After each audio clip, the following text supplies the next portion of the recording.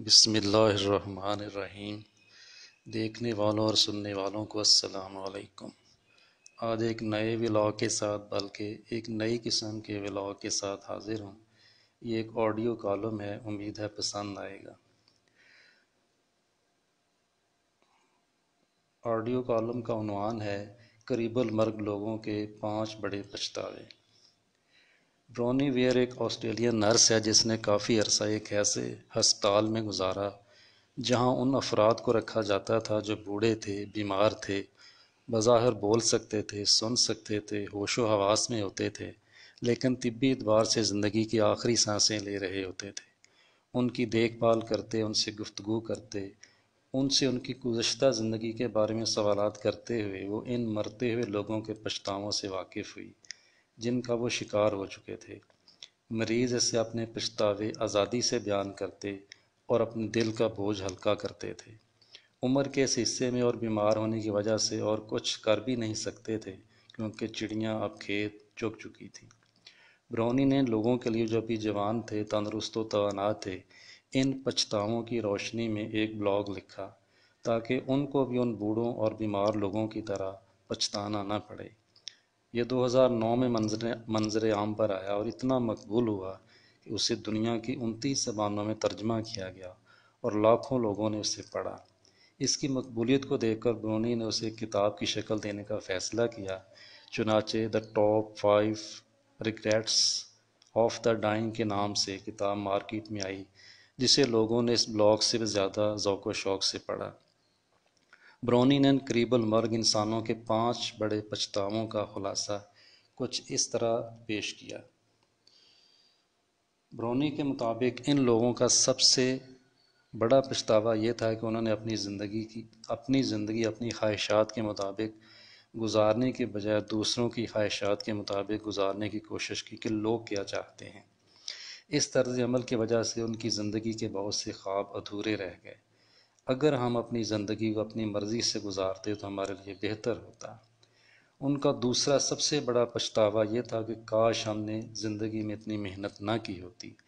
اس محنت کی وجہ سے وہ اپنے بیوی بچوں اور والدین سے بہت دور چلے گئے اور آج ہمارے پاس ان میں سے کوئی بھی نہیں۔ صبح و شام کام کی زیادتی نے ہمارے درمیان احساس اور قربت کا کوئی رشتہ قائم ہی نہیں ہونے دیا۔ بس ہم کولو کے بیل تھے، ہماری گردنوں کے گرد پنجالیاں تھیں اور آنکھوں پر کھوپے تھے۔ ہم گردنوں کو ادھر ادھر موڑ کر کسی اور طرف دیکھ ہی نہیں سکتے تھے۔ دنیا نے تیری یاد سے بیگانہ کر دیا، دنیا نے تیری یاد سے بیگانہ کر دیا، تجھ سے بھی دل فریب ہیں غم روزگار کے۔ زندگی کی آخری سانسیں لیتے ان افراد کا تیسرا بڑا پچھتاوا یہ تھا کہ وہ کبھی بھی کھل کر اپنے جذبات کا اظہار نہ کر سکے، اندر ہی اندر گھٹن کا شکار رہے۔ چپ نے ان کو اندر ہی اندر بیمار کر دیا۔ اب ہم سوچتے ہیں کہ کاش ہم نے کھل کر اپنے جذبات اور احساسات کا اظہار کیا ہوتا تو ہمیں آج یوں پچھتانا نہ پڑتا۔ چوتھا پچھتاوا دوسرے پچھتاوے سے ملتا جلتا ہے کہ کام کی زیادتی کی وجہ سے ہم اپنے پیاروں اور مخلص دوستوں کو وقت نہ دے سکے اور ہمارے درمیان ہمیشہ کے لیے دوریاں پیدا ہو گئیں۔ اگر ہم نے دوستوں کو وقت دیا ہوتا تو آج اس مشکل وقت میں وہ ہمارے ساتھ ہوتے۔ ہم بس صحراؤں میں بھٹکتے رہے، ہمارے ارد گرد جو نخلستان تھے ہمیں نظر ہی نہ آ سکے۔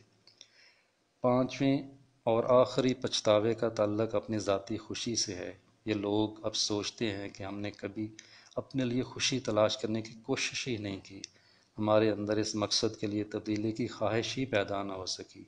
بس ایک لگی بندی زندگی جس میں اپنی خوشی سے زیادہ دوسروں کی خواہشات پوری کرنے اور ان کو خوش کرنے کا عنصر نمایاں تھا۔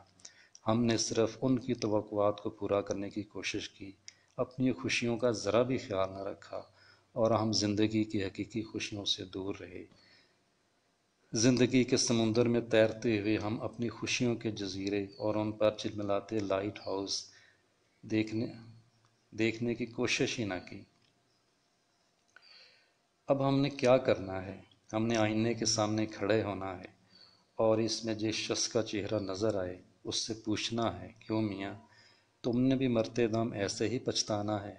کیا تم بھی مستقبل کی کسی نرس کی کسی ایسی ہی کتاب کو کہ کردار بننا پسند کرو گے وہ چہرہ یقیناً کوئی نہ کوئی جواب ضرور دے گا۔ امید ہے آج کا یہ آڈیو کالم پسند آیا ہوگا۔ پسند آئے تو اسے لائک کیجیے گا، شیئر کیجیے گا اور چینل کو سبسکرائب بھی کر دیجیے گا۔